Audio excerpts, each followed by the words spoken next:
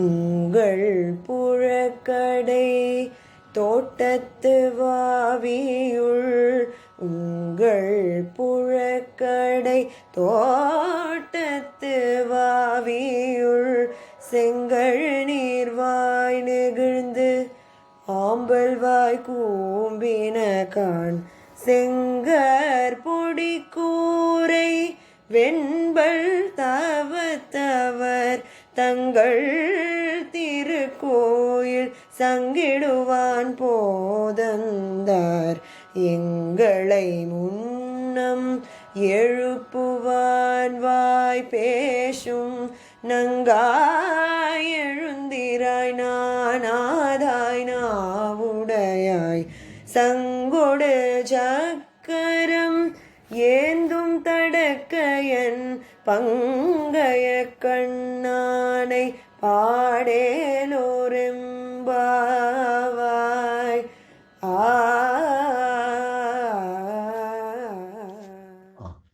சீதாராம். வணக்கம்.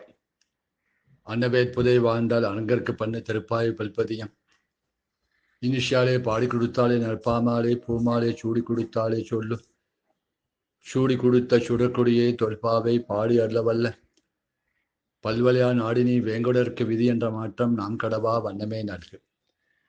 மிக அடுத்த பாஷம் திருப்பாவையில் ஸ்ரீ ஆண்டாள் அருளிய ஆண்டாள் அனுபவிச்ச 14வது பாஷத்தை பார்க்க போகிறோம். திருப்பாவையில் உங்கள் புழக்கடை தோட்டத்து வாய்வில் செங்கநீர் வாய்நேர்ந்த ஆம்பல்வான் கோபினகான் செங்கல் பொடிக்கூரை வெண்பல் தவர்த்தவர் தங்கள் திருக்கோவில் சங்கிடுவான் போதந்தார் எங்களை முன்னும் எழுப்புவான் வாய்ப்பேசும் நங்காய் எழுந்திராய் நானாதாய் நாவுடையாய் சங்கோடு சக்கரம் ஏந்தும் தடக்கையன் பங்கைய கண்ணனை பாடேலோர் எம்பாவாயின்னு சொல்றாங்க. பொதுவாக இந்த பாசுரத்துல தோழியை எழுப்புறான். போன பாசுரத்துல கள்ளம் தவிர்த்து கலந்தேலோர் எம்பாவாயின்னு சொல்லி நீ தனிச்சு கிருஷ்ணானுபவம் பண்ணாதே எங்களோட கலந்து அனுபின்னு சொல்லி போன பாசுரத்துல எழுப்பினான். இந்த பாசுரத்துல ரொம்ப மரியாதை அவள் எழுப்புறா. உங்கள் புழக்கடைன்னு சொல்றாங்க. பொதுவா அவக்குள்ள சகஜமா பேசிக்கிற வழக்கம், நீ நான் தான் பேசிக்கிற வழக்கம், நம் பாவை நோம்புக்கு அப்படின்னு சொல்ற வழக்கம். அப்படின்னு சொல்லும்போது இவ பிரிச்சு பேசுற ஒரு ஆச்சரியமான விஷயங்க. இந்த தோழி இவ பிரிச்சு பேசுறா. பிரிச்சு பேசுறதே இவருக்கு ஒரு சிரமம் கொடுக்குமோ, என்ன என்ன பிரிச்சு உங்களோட பிரிச்சு பேசுறேலே, நான் உங்களை சேர்ந்தவள் தானே அப்படின்னு ஓடி இவாள சேர்வாளோன்னு எதிர்பார்த்து ஆரம்பத்துல உங்கள் புழக்குடை தோட்டத்து வாய்வு பரம கிருஷ்ணானுபவத்துல தனிச்சு இருக்கிற வலுவ. கிருஷ்ணானுபவம் இவா எல்லாரோட கிருஷ்ணானுபவத்தை காட்டிலும் இவாளோட கிருஷ்ணானுபவம் தனிச்சு ஏகாந்தமா கிருஷ்ணனை ரொம்ப தனிச்சு அனுபவிக்கிறவா. அதனாலதான் இவளை பிரிச்சு சொல்றா உங்கள் புழக்கடை தோட்டத்துன்னு. வாவில் செங்கன் இவருக்கு விடிஞ்சதுக்கான அடையாளம். இது கூப்பிடும் போது இவ சொல்ல இன்னும் விடிவே இல்லையே, அதுக்குள்ள எழுப்புறலே அப்படின்னு கேட்கிறான். அதுக்கு இவ சொல்றா செங்கனி புஷ்பங்கள்லாம் வளர்ந்தெடுத்து ஆம்பல் கூவம் எடுத்து. பொதுவாக காலம்பர் நேரத்துல செங்கனி புஷ்பம் வளரும், ஆம்பல் கூபம். அதனால செங்கனி புஷ்பங்கள்லாம் அங்கங்க மலர்ந்திருக்கு, அதுவே விடிஞ்சதுக்கான அடையாளம். ஆம்பல் கூட புஷ்பம் ஒட்டிடும், கூம்பிடும்.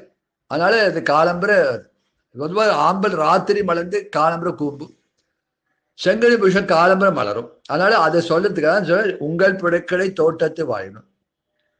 உடனே இந்த தோழி கேட்கிறா, நீங்க எல்லாம் வயல்வெளி பக்கம்லாம் சித்திட்டு வரையலாம், எங்க பார்த்தேன் இந்த செங்கனி புஷ்பம் மலர்ந்தது எங்க பார்த்தேன் அப்படின்னு கேட்டான். வயல்வெளி பக்கம்லாம் சித்திரு காலம்பர பொழுது போகாம நாமசங்கீர்த்தம் பண்ணி வயல்வெளி பக்கம்லாம் போயிட்டு வரையலாம்.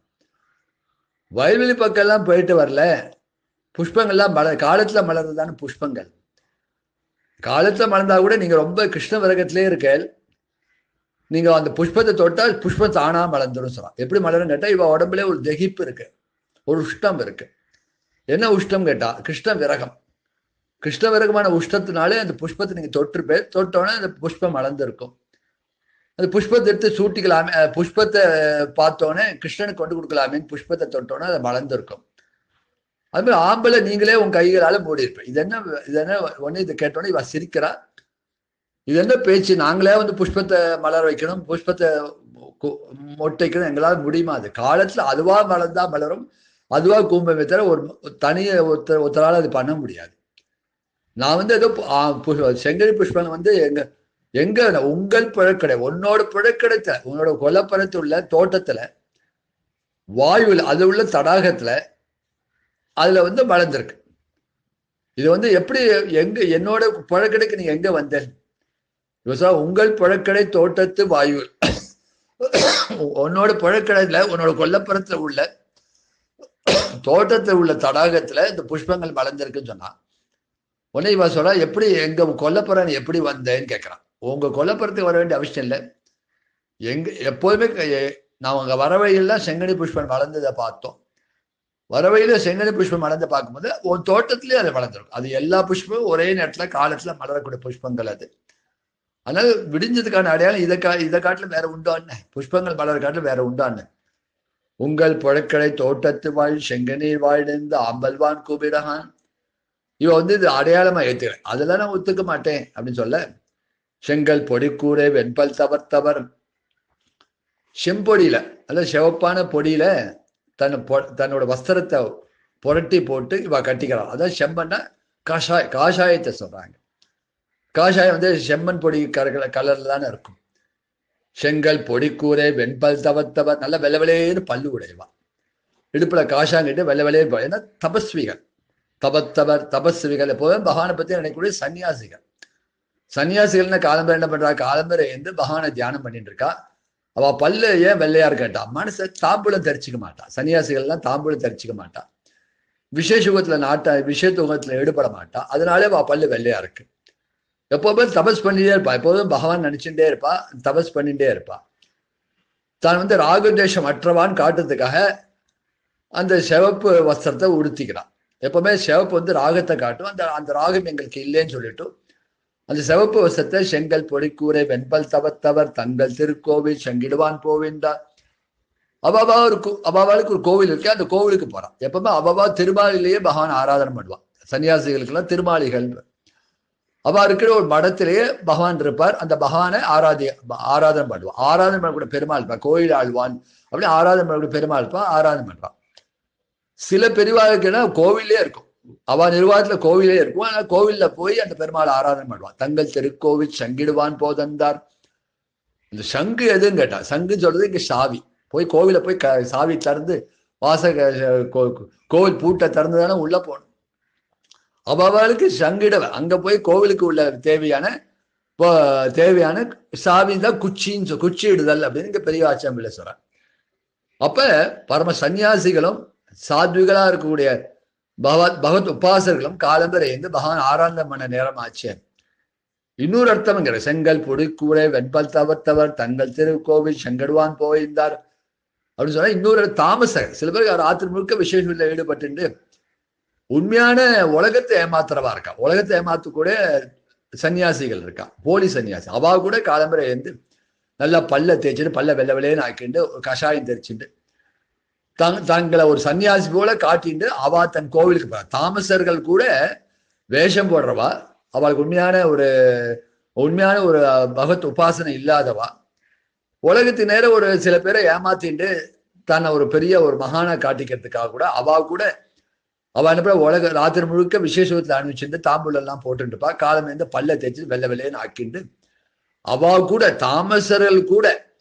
தாமசர் கூட தன் கோவில தங்களுக்கு ஒரு கோவில் வச்சிருக்கா. அந்த கோவில போய் பகவான் ஆராதனை பண்ண கிளம்பிட்டாலே. தங்கள் திருக்கோவில் சங்கிடுவான் போதந்தார். அப்ப தாமசர்களே ஏந்து போகும்போது நீ பரம சாத்விகன் ஆச்சே. நீ எப்போதும் கிருஷ்ணனே நினைச்சிருந்திருப்பே, கிருஷ்ணனை பார்க்க நம்ப போக வேண்டாமா? இப்ப சன்னியாசிகளே அவ கோவில போய் ஆராதனை பண்ண போயிட்டானா, ராகவ தேசம் இல்லாத அவளுக்கு உலகத்துல எந்த பற்று இல்லாதவாளே போய் பகவான் ஆராதிக்கும் போது நம்மளுக்கு பற்று இருக்கு.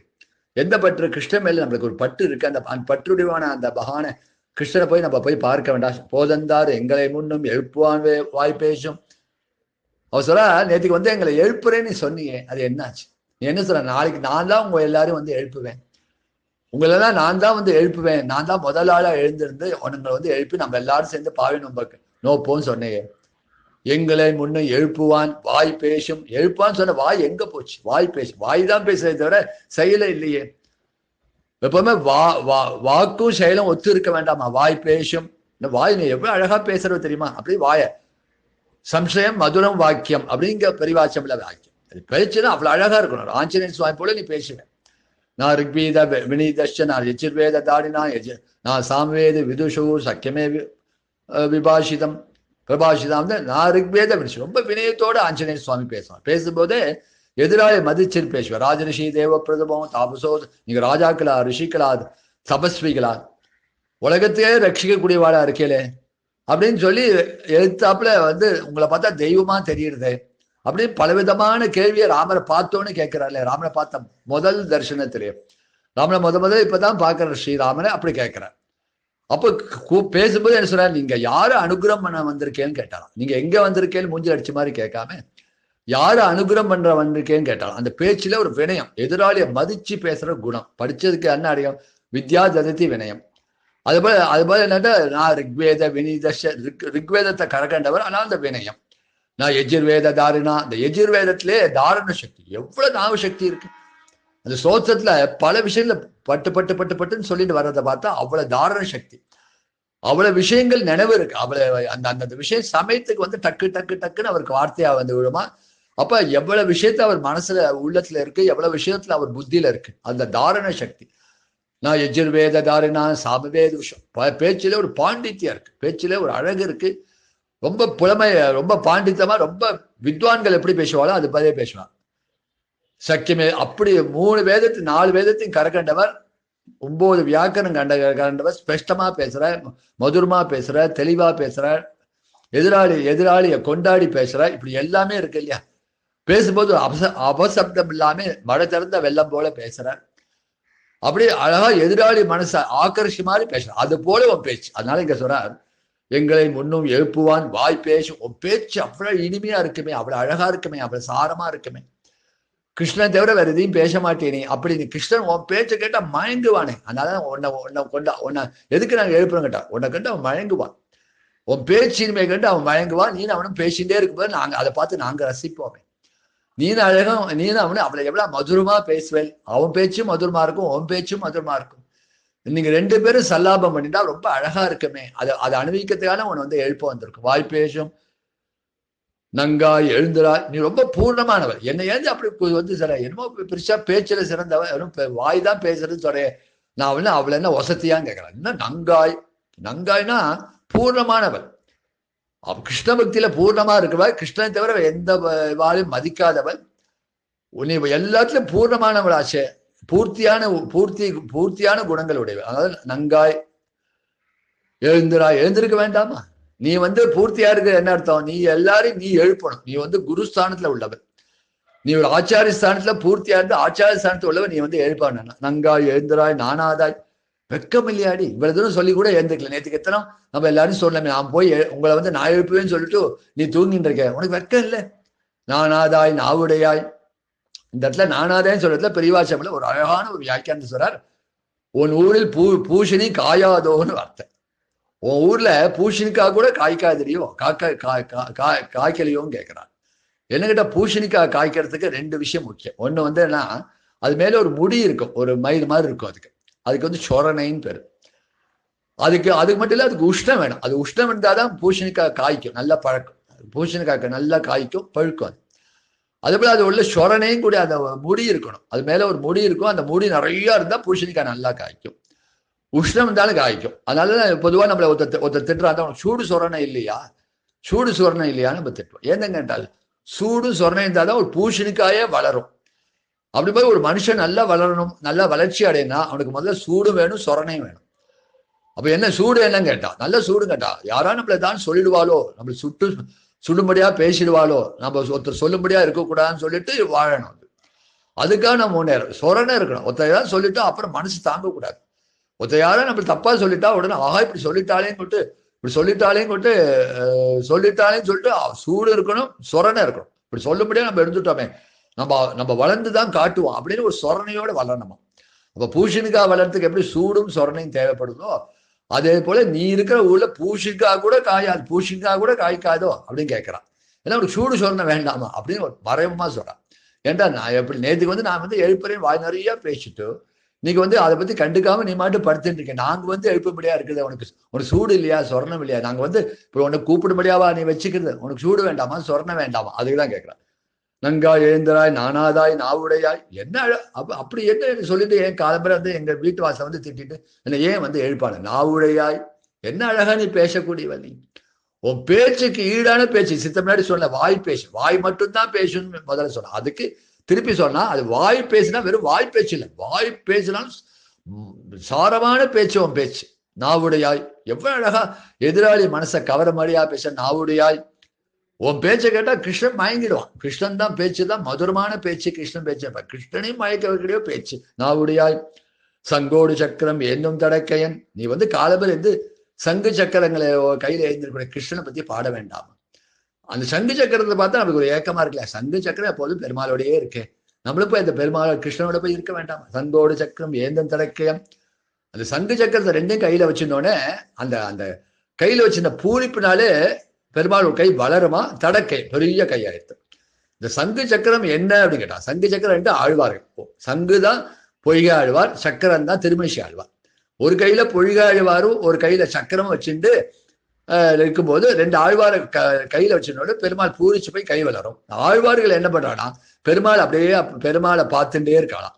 பெருமாளை பார்த்துட்டே இருக்காளாம். பெருமாள் ஓர பார்வை அவ மேல விழுந்துட்டே இருக்கான். அவ பூரிப்போட சந்தோஷ ஆனந்தத்தோட பெருமாளை பார்க்கிறா. பெருமாளுக்கு வந்து அவ ரெண்டு பேரையும் கையில வச்சுனா கை பூரிச்சு போய் பார்க்க. அப்ப அலை பாயிடும் அந்த கை. கண்கள் எப்படி அலை விளக்கு. அதான் பங்கை கண்ணனை தாமரை போல மலர்ந்த கண்ணன், காது வரைக்கும் நீண்டு இருக்கும் அவர் கண்கள். ஏன் மலர்ந்திருக்கணும், ரெண்டு பேரையும் பார்த்துட்டே இருக்கணும்னு தோணுதான் அவருக்கு. ரெண்டு பேரும் மேலே பார்க்கறதுக்காக அவர் கண் அலை பாஞ்சின்னு இருக்கு. இந்த பக்கம் சங்கத்தை பார்க்கறது, இந்த பக்கம் சக்கரத்தை பார்க்கறது. அப்படி ரெண்டு சங்கு சக்கரத்தை பார்த்துட்டு அவர் கண் அலை பாஞ்சிட்டு பங்கை கண் தாமரை போல மலர்ந்த கண்களோட இருக்கார் அப்படின்னு பங்கை கண்ணனை பாடேலோரம்பாவாய். அது மாதிரி கிருஷ்ணனை விட தாமரை கண்டு. இப்ப இவாளுக்கு போய் சங்கு சக்கரம் எப்படி தெரியுது, கிருஷ்ணனுக்கு சங்கு சக்கரம் இல்லையே, பெரிவாச்சம்பள ஒரு கேள்வி கேட்கிறார். அப்ப சொல்றார், சங்கு சக்கரம் ரொம்ப ரொம்ப மகான் கிருஷ்ணன் ரொம்ப பிரேம உடைவாளுக்கு சங்கு சக்கரம் தெரியும், உகப்பு உடைவாளுக்கு சங்கு உகாதவாளுக்கு தெரியாது, உபசம்மர அப்படின்னு சொல்றார். எப்படின்னு கேட்டா, முதல்ல அவதாரம் பண்ணோடனே யசோதைக்கும் தேவிக்கும் யசோதருக்கும் சங்கு சக்கரத்தோடய தர்சனம். தமத்புதம் பாலக அம்புஜேகிசம் சர்க்க கதாயுதாயுதம் சொல்லி சங்கு சக்கரத்தோடய தரிசனம் கொடுத்தார். அப்ப என்னட்டா தேவிக்கும் வசுதேவருக்கும் சங்கு சக்கரத்தோட தரிசனம் கொடுத்தா. ஏன் கேட்டா, தங்க ரொம்ப வேண்டியவாளுக்கு சங்கு சக்கரத்தோட தரிசனம் கொடுப்பாளாம். தங்கத்தை வேண்டாத உடனே வசுதேவ பிரார்த்தனை பண்ணா சங்கு சக்கரத்தை மறைச்சிக்கோ அப்படின்னு சொன்னோன்னா உடனே மறைச்சிக்கிறார்.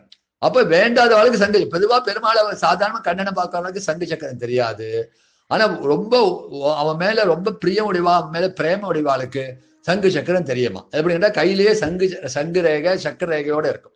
அப்ப பெருமாள் கையிலேயே அந்த சங்கு சக்கரம் எப்போதும் இருந்துட்டு இருக்கால, ரொம்ப உகந்து அவன்கிட்ட ரொம்ப அதிகமான பக்தி பிரேம உடையவாளுக்கு சங்கு. அதனால கோபிகளுக்கு இந்த கோபிக்கு சங்கு சக்கரத்தோட தெரியுதான். ஆனா சங்கோடு சக்கரம் ஏந்தும் தடக்கையன் பங்கை கண்ணனை பாடேலோரம்பாவாய் இந்த பாசுரத்தான் இருக்கிறார். இந்த பாசுரத்துல அடுத்த ஆழ்வார் எழுப்புற பாசுரமா இருக்கு. சுவாமி நம்மாழ்வார், அதனால நம்மாழ்வார் எழுப்புற பாசுரமா இருக்குதோண்டு அவர் வந்து பொதுவா உங்கள் மரியாதையா கூப்பிடுறார். மற்ற எல்லாரோட உங்களை சேர்த்து இருக்க முடியாது. நீங்க தனிச்ச ஒரு ஆழ்வார், உங்களோட அவயங்கள் தான் மற்ற ஆழ்வார்கள். நீங்க வந்து அங்கி மற்ற ஆழ்வார்கள்லாம் அங்கமா இருக்கான். ஆனா உங்களோட மற்ற வாழ் சேர்த்து சொல்ற உங்களுக்கு மரியாதை இல்லை. அவரை மரியாதையா சொல்லிருக்கா. உங்கள் புழக்கடை பகவானோட லீலா ஸ்தலம் தான் இந்த பூமி. இந்த உலகம் முழுக்க பகவானோட லீலா ஸ்தலம்.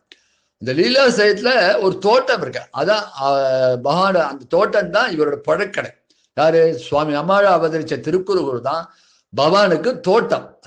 வந்து விளையாடக்கூடிய தலம். ஏன்னா அங்கதான் சுவாமி நம்மாழ்வார் தியானம் பண்ணிட்டு இருக்கா. அப்ப திருக்குறுகூர் ஆழ்வார் திருநறி பெருமாளுக்கு அழகான இந்த உலகத்துல அழகான ஒரு தோட்டமா இருக்கான். உங்கள் புழக்கடை தோட்டத்து வாயுனல். உங்களோட புழக்கடைன்னு சொன்ன உள்ள ஹிருதயத்துல எப்போதுமே கண்ணன் கழனை நன்னும் அடைவேன் எண்ணும் திருநாம் எண்ணும் திருநாம் திண்ணம் நாரணேன்னு சொல்லி உள்ள எப்போதும் கிருஷ்ணனையே தியானம் பண்ணிட்டு கிருஷ்ணன் நினைச்சுட்டே உருகிண்டு அந்த உருக்கத்தையே திருவாய்மொழியா பாடுறாருங்க. அதான் உங்களோட அனுபவத்துக்கு யாரு, அதனால இங்க சொல்லும்போது வாய் பேசும். நீங்க பேசின பேச்சுதான் உண்மையான அந்த கிருஷ்ண விரகத்தை எப்படி பேசுறது, வாய் பேசும். உங்களோட திருவாய்மொழி ஆகட்டும் எப்படி இருக்கு, அழகா இருக்கு இல்லையா. பெரிய அப்படியே அந்த பெரிய திருவந்தை ஆகட்டும், திருவாசிரி ஆகட்டும், அப்படின்னு எல்லாமே உங்க பேச்சு எவ்வளவு நன்னா இருக்கு. அந்த பேச்சு நாவுடைய உங்களுக்கு ஈடான ஒரு நீங்க உங்க பாசுரத்துக்கு ஈடான பாசுரம் உலகத்திலே கிடையாது. அவ்வளவு அழகான பாசுரம்.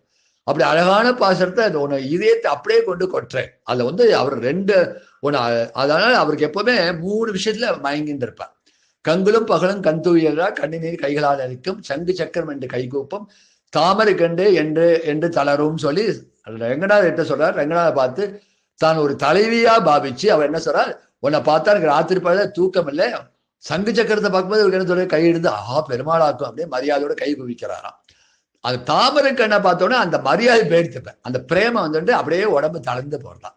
இன்னொரு பாஷை சொல்ற, சங்கினோடும் நேமியோடும் தாமரை கண்ணினோடும் செங்கனிவாய் ஒன்றினோடும் செல்கின்றது நெஞ்சமே. திருக்குறுங்குடி பாஷையிலும் சங்கு சக்கரத்தை ஆஹா நீ வச்சுக்கிட்ட சங்க அந்த குறுங்குடி நம்பி அந்த அழகை நம்பி வந்து கையில ஒரு சங்கு சக்கரத்தை பார்த்தோன்னே, அந்த அழகான தாமரை கண்களை பார்த்தோன்னே, அதுக்கப்புறம் செய்யவாய் செங்கனிவாய் அந்த செக்க செவைன்னு உதறு உள்ள செங்கனிவாய் ஒன்றோட அதை பார்த்தோன்னே செல்கின்றது என்னச்சு. அப்ப சங்கு சக்கரத்தை பார்த்தோ, அந்த கண்களை பார்த்தோ, அந்த வாயை பார்த்தோ மயங்குறார் அவர்.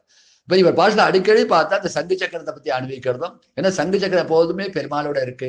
இவர் என்ன நினைக்கிற, பெருமாளை விட்டு நான் பிரிஞ்சிருக்கேனே, பெருமாளோட நான் சேர மாட்டேனா, பெருமாளோட சேர மாட்டான்னு சொல்லி தன்னை ஒரு கோபியாவே பாவிச்சு தான் ஒரு தலைவி பாசுரமா, தான் ஒரு தலைவியா இருந்து நாயகனான பெருமாள் அனுபவிக்க மாதிரி பேசுறார். இன்னொரு பக்கம் பார்த்தா, இன்னொரு விஷயம் பார்த்தா, தான் தாய் பாசம், தான் பொண்ணு படுற சிரமத்தை தாங்காம என் பொண்ணு இப்படி பெருமாளை பார்த்து இப்படி காதல் கொண்டு இப்படி சமப்புறாளே, பெருமாளே நீ அவளை சேர்த்துக்க மாட்டியா அப்படின்னு சொல்ல மாதிரி பாசம் பார்த்து. அப்ப அதுல சொல்லும்போது வெக்கத்தை விட்டு நிறைய விஷயம் சொல்றாங்க. பொதுவா பெண்கள் வந்து தங்கிட்ட உள்ள காதல்கிட்ட உள்ள அந்த காதலோட உள்ள அந்த காதலை வெளிப்படையா சொல்ல மாட்டா, வெளிப்படையா சொல்றா நானாதாய் அப்படின்னு சொல்றா. அந்த இடத்துல நம்மாழ்வாருக்கு வந்து எந்த வெக்கம் இல்லாம மனசுல அந்த கிருஷ்ணனை எப்படி எல்லாம் அணிவிக்கிறாரோ அது அப்படியே வெக்கத்தை விட்டு வெளியில சொல்றாராம் தன் காதத்தை. அதனால நானாதாய் நாவுடையாய் சங்கோடு சக்கரம் ஏந்தும் தடக்கு பங்கையே கண்ணுல அவர் எப்போதும் ஒரு மையல் உண்டு அவருக்கு. அதனால எப்பவுமே கண்ணையே அதிகமான பாட்டு பாடுவாருங்க. அதனால பங்கை அங்க சொல்ல தாமரை கண்களோடும் அப்படின்னு திருக்குடி பாஷையும் சொல்றார். தாமரை கண்கள் என்றே தளரும் சொல்லி ஸ்ரீரங்கநாதனையும் பாடும்போது பாடுறார். அந்த தாமரை கண்ணை பார்த்தோன்னே என் மனசு வந்து அப்படியே நான் உடம்பு தளர்ந்து போயிட்டேன், நான் உருகி போயிட்டேனே, அந்த கண்ணழகை பார்த்து நான் உருகி போயிட்டேன். அந்த தாமரை கண்களால் அவர் என்னை பார்க்கும்போது எனக்கு ஒரு வெக்கம் ஏற்பட்டு அவர் அடைய மாட்டோமா அப்படின்னு ஒரு ஏக்கம் ஏற்பட்டு அந்த கண்ணழகளை மயங்கி போய் நான் உருகி போயிட்டேனேன்னு சொல்றார். தாமரை கண்கள் என்றே தளரும். சங்கு சக்கரத்தை பார்த்தா மரியாதையா பெருமாளும் கை கூப்பிடுறேன், தாமரை கண்ணை பார்த்தா தளர்ந்து போறேன்னு அந்த ஒரு பாஷை சொல்றார். அது மாதிரி இங்க என்ன சார், தாமரை கண்களோடும், இந்த தாமரை கண்ணை பார்த்தோட என் மனசு என்ன அறியாம என்ன அவர்கிட்ட போயிடுத்தேன், என்னை சேர்த்துக்க மாட்டாரா அவர்கிட்ட நான் அவரை வந்து அவரோட நான் சேரணுமே துடிக்குதான் திருவாய்மொழி பாசனமா இருக்கு. அப்ப அந்த அவருக்கு பிடிச்சதான அந்த சங்கு சக்கரத்தையும் அதே சமயம் அந்த தாமரை கண்கள் அவர் மயங்கின அந்த தாமரை கண்களையும் பங்கையே கண் பங்கைன்னா தாமரை கண் போல இருக்கு, தாமரை போல மலர்ந்த கண்களுடைய பெருமாள் பங்கை கடை பாடையில ஒரு பாவை. நீ எவ்வளவு பாட்டு பாடியிருக்க திருவாய்மொழியில அந்த கண்களை பத்தி எவ்வளவு பாட்டு, பெருமாளோட கண்களை பத்தி எவ்வளவு பாட்டு பாடியிருக்க. அந்த பாட்டை எங்க மத்தியிலும் வந்து பாடுங்க, எங்களுக்கும் அந்த பாவத்தை கொடுங்க, அந்த கண்ணை ரசிக்கக்கூடிய பாவத்தை எங்களுக்கும் கொடுங்க. அப்படி பங்கை கண்ணனே பாடையில ஒரு பாவான்னு சொல்லி சுவாமி நம்மளோட எழுப்புற பாசுரமா வருது. அதாவது இங்க என்ன பிரிச்சு பேசுற மாதிரி பேசலாம். நாங்க எல்லாரும் ஒரு இருந்தா கூட நீங்க தனிச்சு இருக்கேன், உங்களுக்கு ஈடு யாரும் கிடையாது, நீங்க ரொம்ப யூனிக்கா இருக்கேன்னு சொல்லி உங்கள் புழக்கடை தோட்டத்து வாயுன்னு சொல்லி அழகா இந்த நம்மாழ்வாரை கொண்டாடுற பாசமாவும் இருக்கு, அவரை எழுப்புற பாசமா இருக்கு. இந்த தோழி அழகா பேசக்கூடிய தோழியை எழுப்புற பாசுரமாவும் இருக்கு. அப்பேற்பட்ட பாசுரத்தை அனுபவிக்கிற பாக்கியம் ஆண்டாள் கிருப்பையாலே கிடைச்சி. சுவாமினி ஸ்ரீ ஆண்டா திருவிலே சரணம். சீதாராமன் கிருப்பையாலே கிடைச்சது. குருநாதர் ஸ்ரீ ராமார்ப்பணம்.